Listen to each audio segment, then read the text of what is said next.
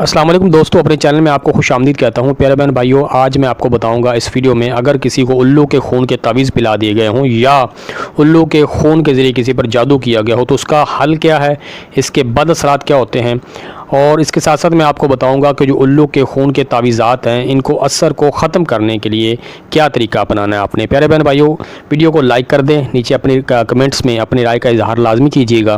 Channel کو subscribe نہیں کیا تو چینل کو لازمی سے سبسکرائب کر دیں۔ پیارے بہن بھائیو، جس طرح مسلمان عاملین جو ہیں ان کے نزدیک زعفران سے لکھا گیا تعویذ اس کا اثر زیادہ ہوتا ہے، اس طرح جو جادوگر یا کالے علم کے عاملین ہیں ان کے نزدیک اگر الو کے خون سے تعویذ لکھا گیا ہو تو اس کا اثر زیادہ ہوتا ہے۔ یہ مختلف اقسام ہو سکتی ہیں۔ اب کسی کو لوگ نقصان پہنچانے کے لیے بھی یہ تعویذات پلاتے ہیں، اور کسی یعنی محبت کے معاملات میں یعنی کسی کو اپنے گرویدہ کرنے کے لیے یہ تعویذات پلائے جاتے ہیں۔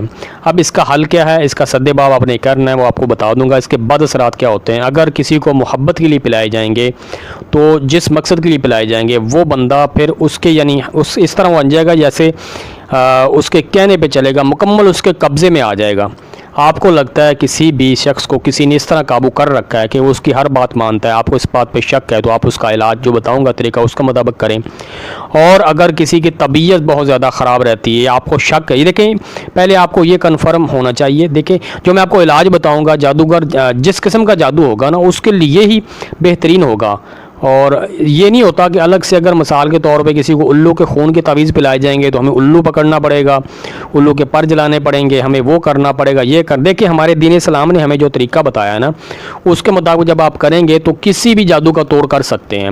اب یہاں پہ یہ نہیں مختلف کو پروپیگنڈا ہوتا ہے کہ یار یہ جادو ہے تو اس کا یہ حل ہے، یہ جادو ہے تو اس قسم کا یہ حل ہے۔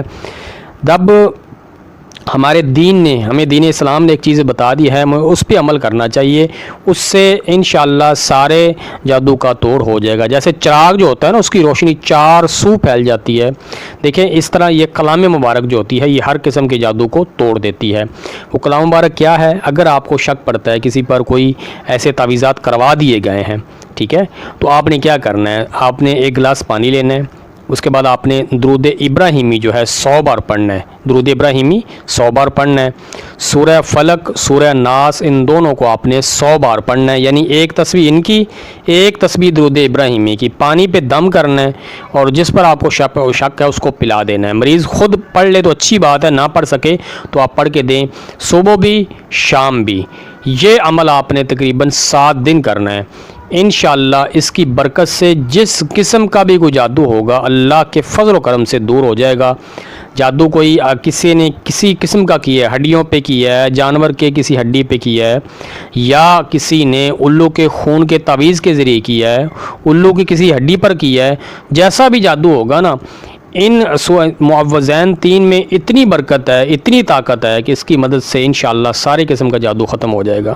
پیارے بہن بھائیو، دعاؤں میں یاد رکھیے گا۔ ویڈیو پسند آئے تو ویڈیو کو لائک کر دیں، نیچے پیارے سے کمنٹ کریں، چینل کو سبسکرائب نہیں کیا تو سبسکرائب لازمی کر دیجیے گا۔ اسی کے ساتھ اپنے پیارے بہن بھائیوں سے اجازت چاہوں گا۔ اللہ حافظ، اللہ نگہبان۔